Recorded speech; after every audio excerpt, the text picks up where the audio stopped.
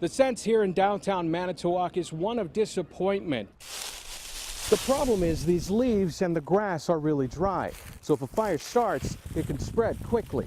This party is very likely going to go on for a while, high-fiving. I don't know what that guy wanted, but hey, we're all celebrating here today. Brandon says he was wearing roughly $500 worth of safety gear at the time, and he says it was worth every penny. Body cameras protect the public, but they also protect officers against false allegations. And really, they've given us a perspective of traffic stops in situations that we really haven't had before. The FDA says that if cilantro is contaminated, washing it isn't enough. In order to kill the contaminant, you'll have to cook it in high heat. Upgrading the electricity here at Bayshore Park will not be a small project. It's a little more work than just replacing the boxes. We're told there were propane tanks near the home that was making it difficult for crews here to put this fire out. It's not every day I find something I can completely hide behind. Away from all the rides is a mother with a special celebration today.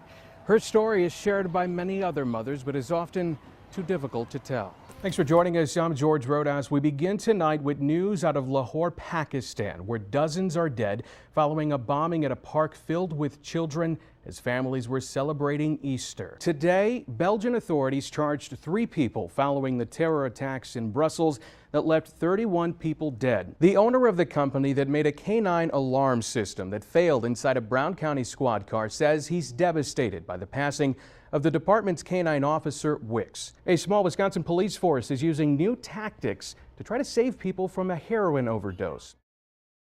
Bill and Cammie, neighbors in this area, have been watching this pilot as he and his crew have been working along here for the past few weeks. They say they've admired the pilot's skill as he and his crew work to install some lines along several towers that are here.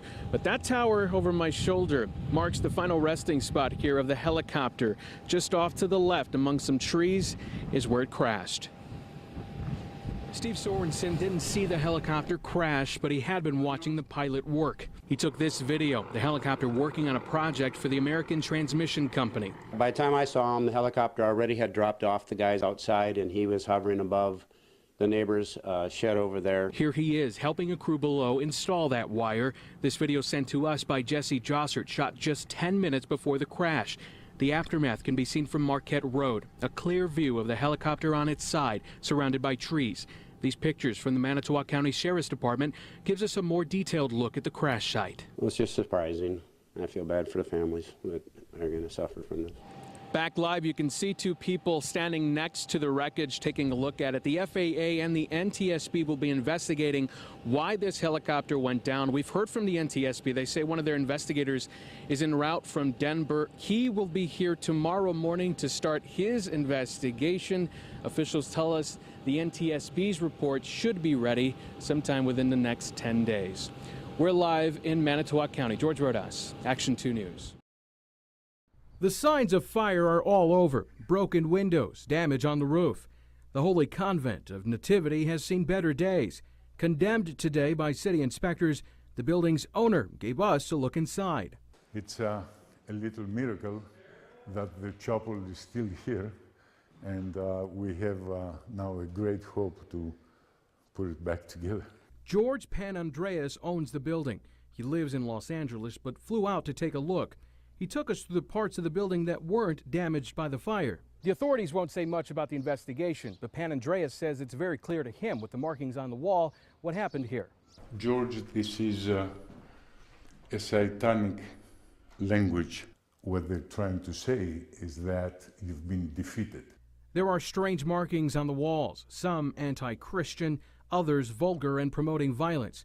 Investigators wouldn't say if the fire was religiously motivated, but say they're exploring all leads. You can tell just by the devastation alone, even from the outside, their dreams for this property are certainly, are up in the air right now because of the extent of the damage. Panandreas says he's not giving up on the historic building.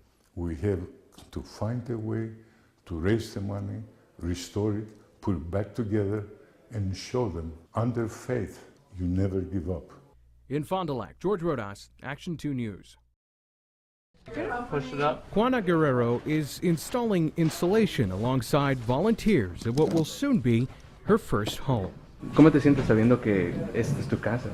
Estoy contenta y estoy feliz. She says she's happy and pleased because home ownership is a goal she's achieved. Juana is getting help through Habitat for Humanity. For us, the need for interpreters grows every day. Cora Haltofterheid is Habitat's executive director.